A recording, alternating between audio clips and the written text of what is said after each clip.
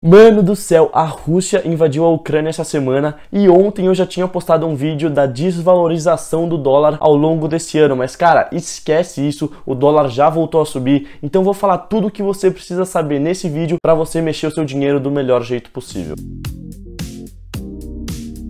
Antes de começar esse vídeo, só vou pedir aí, se você puder, não esquece de deixar um like e também de se inscrever aqui no canal, que isso é muito importante para eu saber que vocês gostam desse conteúdo temporal que eu trago para vocês, esses vídeos aí no meio do final de semana, uns vídeos de última hora que eu tô gravando, mas se vocês curtirem, não esquece de se inscrever aqui para você não perder mais nenhum conteúdo sobre isso daqui pra frente. Mas vamos logo pro conteúdo, né? Só deixando bem claro, eu não sou nenhum historiador, então eu não sou um cara que sei de tudo que acontece na Rússia e na Ucrânia desde 1950, mas eu vou situar vocês rapidinho sobre tudo o que aconteceu e aí eu falo o que você deve fazer diante dessa situação que ocorreu, né? Tudo começou lá em 2014, quando a Rússia invadiu a Ucrânia, porque um presidente que era aliado da Rússia saiu do poder e entrou um presidente novo que tinha as suas ideias mais aliadas à Europa. Então, tudo começou com essa invasão russa lá em 2014. E aí, o que aconteceu também em 2014? Foi criado o Tratado de Minsk, que dizia basicamente que devia ter paz entre Rússia e Ucrânia. A muito grosso modo é isso. Só que, vocês sabem, isso não adiantou de nada, o tratado não serviu pra nada, porque o conflito continuou. E aí, dessa vez, qual que foi o motivo principal da Rússia ter invadido a Ucrânia mais uma vez, que nem aconteceu lá em 2014? Dessa vez, o que aconteceu? O Putin reconheceu duas regiões separatistas lá da Ucrânia como países. Só que a ONU e todos os outros países quase do mundo não reconheciam esses dois locais como realmente países. Então, o Putin falou que iria enviar tropas russas para a Ucrânia para ter uma manutenção da paz nessas duas regiões separatistas. E aí é óbvio que com isso o Biden já entrou com sanções, já teve inúmeras sanções aí da OTAN no geral, né, de alguns países da própria Europa. Então, isso é um negócio que ainda vai se perdurar durante um bom tempo, mas vamos falar do que interessa, como que o mercado reagiu a isso. Eu trouxe alguns números para vocês e eu vou ser bem sincero, tudo caiu. Só para você ter uma ideia, o Moscow Index, que é o índice da bolsa russa, caiu nos últimos 5 dias mais de 30% e, se eu não me engano, no último mês mais de 50%. E a bolsa ucraniana, só para você ter ideia, nem abriu. Eles simplesmente não abriram a bolsa, não abriram nada, porque, cara, simplesmente não dava. Aqui no Brasil, o Ibovespa caiu 1,75% no dia da invasão, mas agora ele já até que tá subindo nos últimos 5 dias, um pouquinho, tá quase no 0 a 0, mas tá subindo um pouco. A bolsa de Hong Kong caiu mais de 3%, na Coreia caiu quase 3%, no Japão caiu 2,5% e na Alemanha caiu também 4%. Então é o que eu falei pra vocês. Como todas as bolsas reagiram isso a, obviamente, um jeito ruim, então tudo caiu. Mas tirando todos esses índices de todas essas bolsas que eu trouxe para vocês, existe um outro índice extremamente importante, que é o índice VIX. O que é esse índice? Esse índice mede o medo das pessoas em qualquer situação. Pode ser amanhã, pode ser daqui a 6 meses, daqui a 6 anos. Ele literalmente mede o medo das pessoas em alguma certa situação. E esse índice, só para você ter uma ideia, nos últimos 5 dias aumentou mais de 40%. E quando a gente compara com os patamares recordes, que foi na crise de 2008 na crise do Covid, obviamente a gente está longe de lá, mas cara, querendo ou não, tá num patamar muito alto esse índice. Ou seja, o que isso mostra? Que as pessoas estão ficando cada vez com mais medo de investir por conta de todas essas instabilidades que a gente está tendo ao redor do mundo todo. E o que você tem que tirar de conclusão disso? Que você tem que tomar muito cuidado quando você for fazer qualquer tipo de transformação na sua carteira. E aí, para você fazer isso do jeito certo, agora sim eu vou entrar na parte de quais impactos essa invasão russa na Ucrânia teve. Vamos começar então aqui a lista de impactos, porque ela é um pouco grande. Primeiro, o corte de fornecimento de gás natural para a Europa, né? Porque a Rússia que fornece esse gás natural para a Europa. 40% do gás natural da Europa vem da Rússia. E se a Rússia parar simplesmente de fornecer esse gás natural, o que vai acontecer? As contas de luzes dos europeus simplesmente vão dobrar do dia para a noite. O que, assim, se você parar para pensar, é muito bizarro. A gente pensava uns anos atrás aqui no Brasil que uma crise hídrica acabava com a nossa energia e deixava muito cara. Agora imagina 40% do gás natural de um continente inteiro simplesmente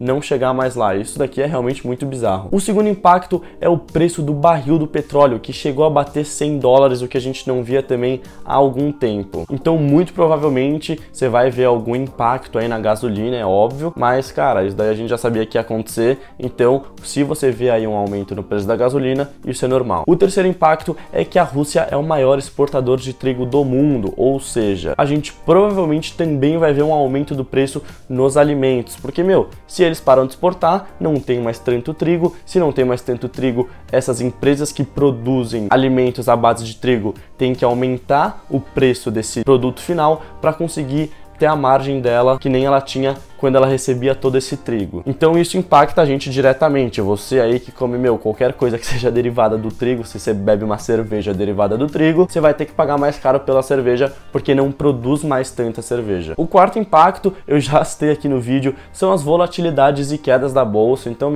isso daí era óbvio que ia acontecer por conta de uma invasão, né? Guerra sempre gera essa instabilidade. E aí, levando para o quinto impacto, a gente também já pega essa parte do Bitcoin. Por quê? Porque o Bitcoin caiu muito no dia da invasão. Só que é um pouco diferente das nossas bolsas. Por quê? Porque nesse caso, a Rússia é o terceiro país com mais mineradores no mundo, ou seja, pelo fato de não terem mais tantos mineradores disponíveis para conseguir fazer com que as transações de Bitcoin ocorram, isso acaba aumentando muito o preço das transações e aí as pessoas param de negociar, o que faz cair muito o preço. E por último, o dólar também tende a subir porque, é moeda forte e sempre que a gente tem guerra ou instabilidade, as moedas fortes tendem a subir de valor. Então, é o que eu falei no começo do vídeo. Eu fiz um vídeo que eu postei ontem que o dólar tava a 5 e hoje ele já tá a 5,16. E aí tá bom, esses são todos os impactos que tem. E o que a gente faz com isso? O que a gente pode fazer é olhar para o passado, pegar uma situação semelhante, aprender de acordo com essa situação e trazer isso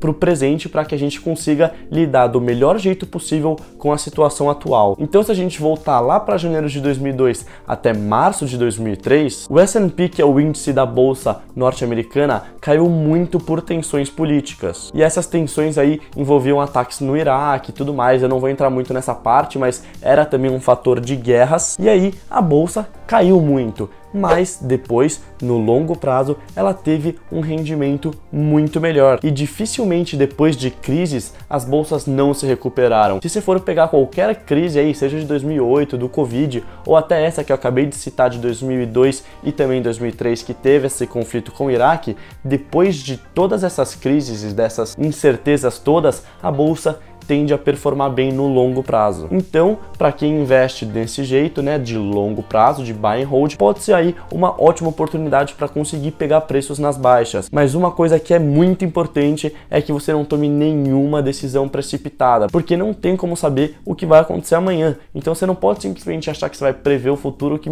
isso vai dar errado, você não vai conseguir prever o futuro. E aí, sabendo disso tudo, agora sim, o que você pode fazer, já que a gente já sabe o que aconteceu lá no passado, que no longo prazo deve ficar bom? Cara, primeiro, você vai ter que rebalancear a sua carteira. Por quê? Porque a sua parte em ações, em renda variável, provavelmente vai cair muito na sua carteira. A sua porcentagem da carteira vai cair muito de renda variável por conta da desvalorização desses ativos que estão inseridos nessa parte. Então, o que você tem que fazer? Rebalancear a carteira. Pega aquela parte que você deixa em caixa e bota para a parte da renda variável, porque assim você vai conseguir pegar essas oportunidades que estão baratas e também conseguir rebalancear a sua carteira, mas mais uma vez com muita calma. Outra coisa que você pode fazer é comprar títulos atrelados à inflação, porque eu sei que a nossa inflação tá recorde, não sei o que, mas guerras também geram muita inflação. É o que eu falei com alguns exemplos, cara. O preço da conta de luz dos europeus deve dobrar, o preço dos alimentos deve aumentar, o preço da gasolina deve aumentar, ou seja, o que é isso? Inflação. E aí você consegue comprar títulos atrelados à inflação para se proteger disso. E também um outro jeito de você se proteger disso tudo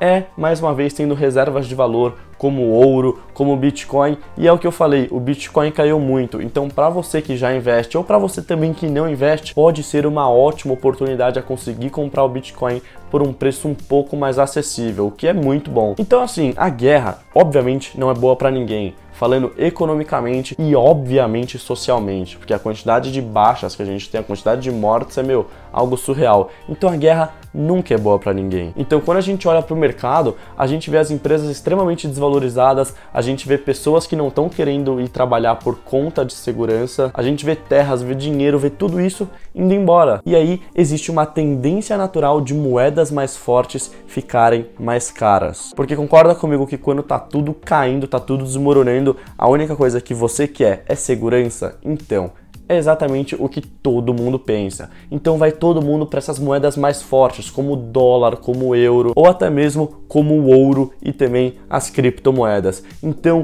fica muito atento a isso, aperta o seu cinto de segurança, rebalanceia essa carteira com muita calma e fica tranquilo que isso daqui vai passar. Eu espero ter te ajudado a como entender o que fazer com seu dinheiro nessa situação e tamo junto.